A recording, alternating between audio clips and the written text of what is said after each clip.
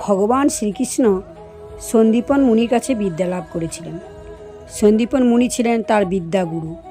সন্দীপন মুনি যখন বাল্যকালে তার গুরুর কাছে পড়াশোনা করতেন, তখন তিনি গুরুর খুব সেবা করতেন।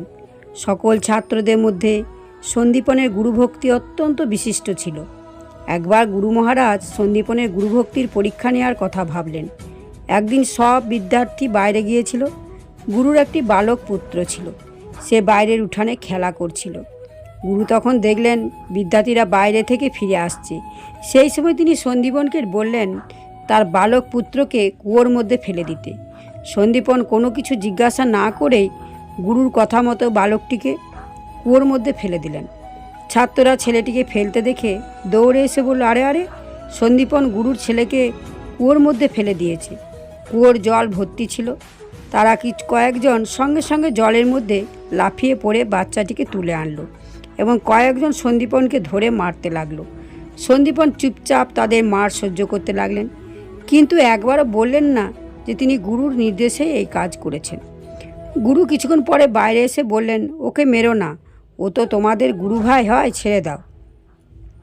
অন্য আরেকদিন ছাত্ররা যখন অন্য কোনো স্থান থেকে ফিরছিল, তখন তাদের আসতে দেখে গুরু মহারাজ সন্দীপনকে বললেন তার কুঁড়ে ঘরে আগুন ধরিয়ে দাও। সন্দীপন তৎক্ষণাৎ আগুন ধরিয়ে দিলেন। বিদ্যার্থীরা দূর থেকে দেখে দৌড়ে এসে আগুন নেভালো।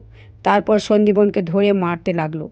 সন্দীপন এবারেও কিছু বললেন না, চুপ করে মার খেতে লাগলেন। গুরু এসে তাদের মারতে নিষেধ করলেন।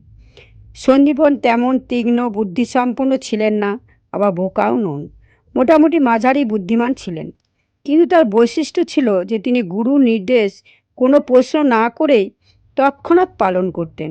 মহাপুরুষদের সব থেকে বড় সেবা হলো তাদের নির্দেশ পালন করা। শ্রী রামচরিতমানস অযোধ্যাকাণ্ড আদেশ পালন করলে তাদের শক্তি আমাদের মধ্যে এসে যায়।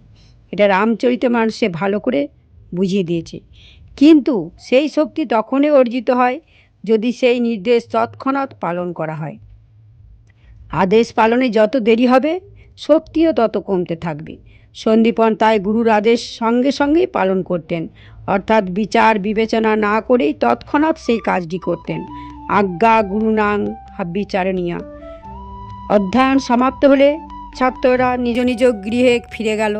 তাদের মধ্যে কেউ বড় পণ্ডিত হলো, সন্দীপনও চলে গেলেন। কিছুদিন পরে তাদের গুরু অসুস্থ হলেন। সেই খবর পেয়ে শিষ্যরা তাকে দেখতে এলো। গুরুর দেহত্যাগের সময় উপস্থিত হয়েছে জেনে তার দ্রব্যসমূহ শিষ্যদের দিকে থাকলেন। কাউকে দিলেন পঞ্চপাত্র, কাউকে আচমনের পাত্র, কাউকে আসন, কাউকে মালা।